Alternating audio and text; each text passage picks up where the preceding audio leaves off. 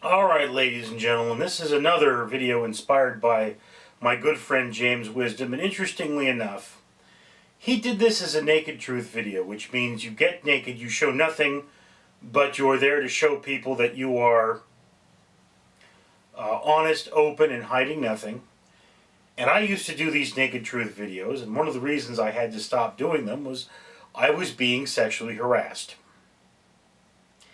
Yeah, I mean, you'd look at a guy like me and think, who would sexually harass someone who looks like you could tie them in a knot? Well, people get very bold over the internet, but that's sort of not my point. So what we're talking about today is that, there was this thing with, I believe his name is Henry Weinstein, sexually harassing a number of women. And then another, oh dear, like a lot of people, I think, people in media have come out and said, oh, this person sexually harassed me, this person ignored it, so on and so forth. And James, one of the things I have to point out to you, it is only more prevalent that women are getting sexually harassed because they tend to be seen as more of a target. In our society, men tend to be the aggressors and women tend to be the pursued. It's like, what does a woman do when she wants to get your attention? Often, not all women, but often they do something sexual. Or, they show you some skin or stand by you in a certain way. It's one of those things. And for one point, not excusing it, but, if I look at a video of a woman, I should understand she can't see me and that, she's obviously not soliciting me personally. But one of the things a director will actually tell a woman is, make love to that camera. Flirt with that camera. Make that camera feel like you're coming onto it so the audience will feel that personal connection. Now, this is probably one reason people harassed me is because they were like, okay, well, if I were in the room with this guy and he took his clothes off, obviously I'd think this. But, obviously I'm not in the room with them. Mental failure. Okay? But here's the thing, is that let's just say a woman dresses up really nice, shows off her body in order to attract Ralph in the workplace. Okay? But then the person who notices is Stan. What's she doing to attract Ralph is being noticed by Stan. People can misinterpret that. That's just a point. It's not relevant to this, because you have with Mr. Weinstein there, he, flat out went too far, was told no, and then basically said, look, if you're not going to sleep with me, I don't want to work with you. Which makes him a freaking pig. In fact, I might have to say, it makes him a Trump. It makes him a Donald Trump. That's what it makes him. He doesn't understand. The woman said no. No means no. He's a Donald Trump. Although I will have to point out, I've had some experience in the arts. And I remember there was one woman, I thought she was into me. She kind of had a temper. And I would massage her shoulders when she got stressed out. Then one time, she said, I'm sick of you touching me. So I went like this. Okay? Never put my hands on her again for any reason. A couple weeks later, she actually complained about her shoulders being stiff, but she had told me not to touch hers. No means no. That's it. I can't, you really want me to do that, but you were just, no, okay? From that point on, I'm like, okay, I'm not, you said get away. I'm taking that literally.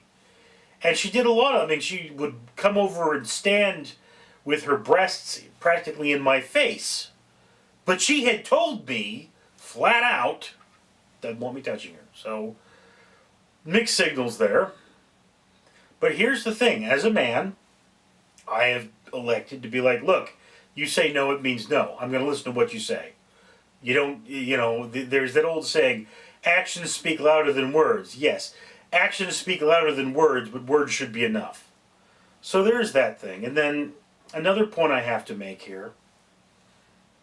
In the theater, I was sexually harassed by other men. I had one guy kept patting my rear end, no matter how many times I told him to stop. Then one time he tried to kiss me. And I put my hand up and I stopped him, so he wrapped his arms around my shoulders and tried to force me to kiss him, only stopping when he realized he couldn't overpower me. Here's the thing about that. Now, obviously you say, well, you should have reported that. Yes, well, I had an incident about 2 years earlier in the same school, was Fullerton College, where I came across a person. I was in a class, well, I was actually in a play with this guy. He had lit I think it was napkins or something on fire, and he had the burning between his legs, and I ran over and I stomped it out. He says, I'm just going to light it again. If you do that, I'll take your lighter. You could say that I shouldn't have said that, but I told him I'd take his lighter. And then I went and I told the stage manager, which is what you're supposed to do. And so far as I'm aware, I was completely ignored. Then, after that, in the theater, which makes it extremely dangerous, with the director right there, the guy pulled out his lighter and tried to light one of the programs on fire. And at this point, I was like, no, dude, you need to stop that.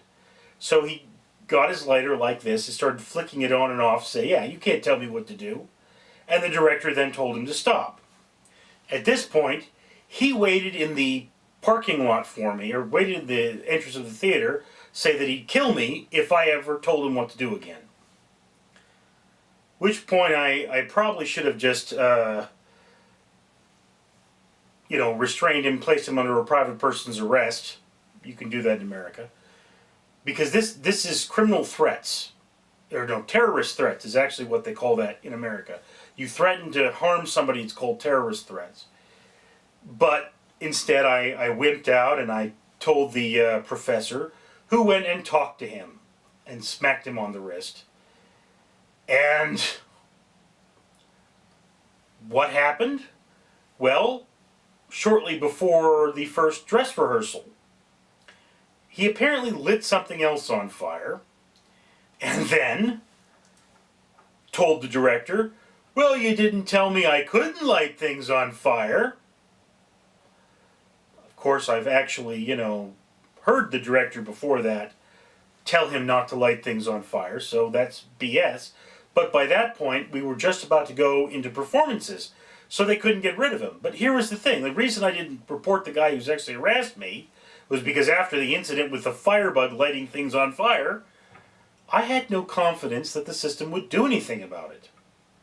So I basically had the option of either one, I'd leave this school, because it's the only way to get away from this guy, or two, I just put up with it. And to be honest with you, yeah, if he had tried something, I probably could have tied him in a knot. But then the people in that school would have been upset with me. So here's what I'm trying to convey. Firstly speaking, you should never try to force yourself on anyone else. If they're not interested, they're not interested. And take them at face value. Because later on they might be like, oh, well, I was just, whatever.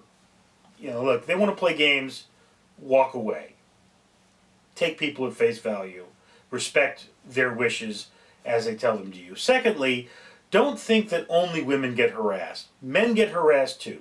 It is more prevalent in women, but men get harassed too.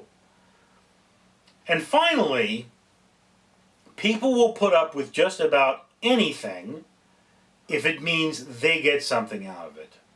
And I can give you another really great illustration. I used to have a friend, person I knew, who refused to get my name right.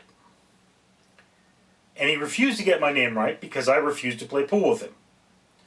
But it was made very clear that if I did play pool with him, he wouldn't get my name right. And this guy, whenever he didn't get his way, he was 30 when I ended the friendship, but he was 30, and whenever he didn't get his way, he'd start crying like a child. This is just who this guy was. He's just always crying like a child. And then finally one day I put my foot down. I couldn't stand to be around him at all, but I put my foot down and I told him, I'm not even going to come here to see you unless you first call me, leave a message, tell me what we're going to do, because I'm not going to sit here and argue with you all night. All right, but so he went around. I didn't know this, but he went around, told everyone I wouldn't talk to him, and I was invited to an event he was going to be at. And I said, "No, look, I can't put up with this guy getting my name wrong anymore. It's just, it's broken my back. I just can't deal with it." And everyone was upset with me because I expected him to show me that small micron of respect. I upset the status quo. And I know I asked his mother later, but I know he went around, cried to all of his friends, "I've called him that for years." It's like, yeah, you crapped your pants for years. You're not allowed to keep doing that, are you? So again, we as crappy Americans, and I guess because James is English, maybe there are crappy people in his country too, we'll do just about anything if it means not upsetting the status quo, about getting what we want out of life. We're not willing to take a stand. And I mean, if everybody turned around and said, "No, dude, look, you're being unreasonable, get that guy's name right. It bothers him." I imagine this guy would have either one, done it, or two, walked away from everybody. But he was more fun at parties than me, so he wins.